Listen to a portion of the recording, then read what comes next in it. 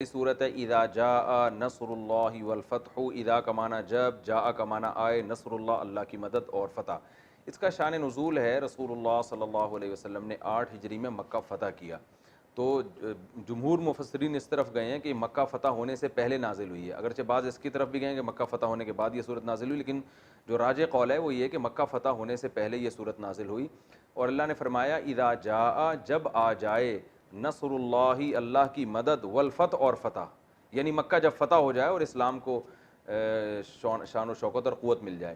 یہ جاء جو ہے نا ماضی کا لفظ ہے، لیکن یہ جب کے ساتھ استعمال ہو تو پھر یہ فیوچر کے معنی میں چلا جاتا ہے۔ اردو میں بھی ایسے ہے، آپ کہتے ہیں نا جب وہ آیا تو میں بھی جاؤں گا، حالانکہ آیا تو پاسٹ ہے نا، لیکن جب ہم کہتے ہیں جب وہ آیا تو پھر میں یہ کام کروں گا، تو یعنی اگر وہ آ گیا تو ہوگا، نہیں تو نہیں ہوگا۔ تو اللہ فرماتے ہیں اذا جاء نصر اللہ والفتح، جب اللہ کی مدد اور فتح آ گئی، جو آپ صلی اللہ علیہ وسلم ساری زندگی محنت کرتے رہے، اب اس کا پھل کھانے کا وقت آیا ہے، اللہ کی مدد آ گئی اور اسلام کو غلبہ مل جائے گا۔ اذا جاء نصر اللہ والفتح ورأیت الناس، اور آپ دیکھ لیں لوگوں کو، یدخلون، کہ وہ داخل ہو رہے ہیں، فی دین اللہ اللہ کے دین میں، افواجا، فوج در فوج، لشکر کے لشکر۔ اب تک کیا ہو رہا تھا، بھی فلاں جگہ ایک آدمی مسلمان ہو گیا، فلاں جگہ ایک آدمی مسلمان ہو گیا، وہ بیچارہ جو مسلمان ہوتا تھا وہ بھی کمزوری کی حالت میں۔ تو اللہ فرماتے ہیں جب اللہ کی مدد آ جائے گی، یعنی مکہ فتح ہو جائے گا اور فتح بھی آ گئی، مدد بھی آ گئی، اور آپ دیکھ لیں لوگوں کو کہ وہ اللہ کے دین میں جوق در جوق داخل ہو رہے ہیں، وَيَدْخُلُونَ فِي دِينِ اللَّهِ أَفْوَاجًا وَرَأَيْتَ النَّاسَ يَدْخُلُونَ فِي دِينِ اللَّهِ أَفْوَاجًا فَسَبِّحْ بِحَمْدِ رَبِّكَ، تو آپ پاکی بیان کریں اپنے رب کی حمد کے ساتھ۔ پاکی بیان کرنے کا مطلب یہ بتائیں کہ اللہ ہر عیب سے پاک ہے، اور حمد کا مطلب تمام تعریفوں کے لائق ہے۔ کسی کی کامل تعریف جب کی جاتی ہے جب آپ اس کو بتائیں کہ کوئی برائی اس میں ہے نہیں اور ساری اچھائیاں اس میں ہیں۔ بعض لوگوں میں اچھائیاں بھی ہوتی ہیں، برائیاں بھی ہوتی ہیں، تو آپ کو اس میں یہی اچھائیاں ہیں، تو یہ بھی کامل تعریف نہیں ہے، کہ ہو سکتا ہے یہ اچھائیاں ہیں تو ساتھ میں کچھ برائیاں بھی ہوں۔ آپ یہ کہیں کہ اس میں کوئی برائی نہیں ہے، تو ہو سکتا ہے برائی نہ ہو لیکن اچھائیاں بھی نہ ہو۔ تو اس لیے قرآن میں یہ حدیث میں بھی یہ لفظ آتا ہے فسبح بحمدی ربک، ہم ثنا جو پڑھتے ہیں سبحانک اللہم وبحمدک، سبحانک اللہم، اللہم کہتے ہیں اے اللہ سبحانک تو پاک ہے، وبحمدک اور تیری حمد کے ساتھ بھی ہم یہ بات بیان کر رہے ہیں، ٹھیک ہے نا، یعنی ہم جو تیری پاکی بیان کر رہے ہیں تیری حمد کے ساتھ، کہ یہ بھی بتا رہے ہیں کہ تو عیب سے بھی پاک ہے اور ساری خوبیاں بھی تیرے اندر ہی ہیں۔ تو فسبح، آپ اللہ کی پاکی بیان کریں، یعنی سبحان اللہ کہیں، سبحان اللہ کا معنی ہے اللہ ہر عیب سے پاک ہے، بحمدی ربی کا، اپنے رب کی حمد کے ساتھ، یعنی الحمدللہ بھی کہیں کہ تمام تعریفیں کس کے لیے ہیں، اللہ کے لیے۔ فسبح بحمدی ربی کا واستغفرہ، اور اللہ سے توبہ بھی کریں، ہو کا معنی اس اللہ سے استغفار بھی کریں، اپنی خطاؤں پہ معافی بھی مانگیں۔ واستغفر انہو کانا توابا، بے شک وہ توبہ قبول کرنے والا ہے، جب آپ استغفار کریں گے تو آپ کی خطاؤں کو معاف کرے گا۔ تو یہ تو اس کا شان نزول تھا، اور مختصر اس کی کچھ ترجمہ میں نے بتایا۔ اس میں ہمیں اسباق کیا ملتے ہیں؟ ہمیں اسباق یہ ملتے ہیں کہ بھائی مسلمانوں کی فتح میں اور کافروں کی فتح میں فرق ہے۔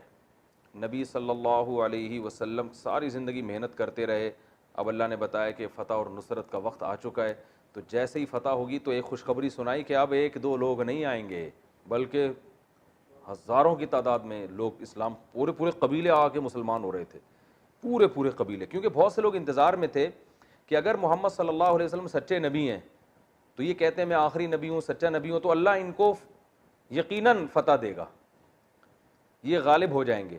اگر یہ غالب ہو گئے تو اس کی علامت ہے سچے ہیں، نہیں ہوئے تو اس کی علامت ہے اللہ ان کے ساتھ نہیں ہے۔ تو بہت سے لوگ اس انتظار میں تھے، تو جیسے ہی نبی صلی اللہ علیہ وسلم کو مکہ فتح ہوا، اللہ نے بتا دیا کہ اب کیا ہوگا۔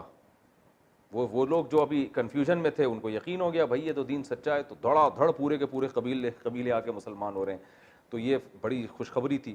تو وَرَأَيْتَ النَّاسَ يَدْخُلُونَ فِي دِينِ اللَّهِ أَفْوَاجًا فَسَبِّحْ، تو اللہ نے پہلا نقطہ ہمیں ملتا ہے کہ جب یہ اتنی بڑی فتح ملے گی تو مسلمان کی خوشی میں اور غیر مسلم کی خوشی میں فرق ہوتا ہے۔ وہ اکڑتے ہیں، وہ تکبر کرتے ہیں، وہ کہتے ہیں ہم نے کیا، ہم یوں، جیسے ہوتا ہے ظالم لوگ جب کسی بستی پہ غالب آتے ہیں تو قتل و غارت کا میدان گرم کرتے ہیں، جشن مناتے ہیں۔ تو ہمیں حکم دیا گیا کہ آپ نے اپنے رب کی اور تعریفیں کرنی ہیں اور اس کی پاکی اور بیان کرنی ہے، اور خوشی کا اظہار اس طرح سے کرنا ہے کہ اللہ تیری توفیق سے ہوا ہے۔ تبھی حدیث میں آتا ہے نا، ایک روایت میں آتا ہے کہ جب گئے تو اکڑ کے داخل نہیں ہوئے مکہ میں بلکہ سر جھکے ہوئے تھے ان کے. تو ایسے یہ تاریخ میں ایسی پہلی مثال ملتی ہے کہ آپ اتنے عرصے بعد کسی علاقے کو فتح کریں جس سے آپ کو نکالا گیا ہو, فاتح بن کے داخل ہو اور عاجزی کے ساتھ داخل ہوں.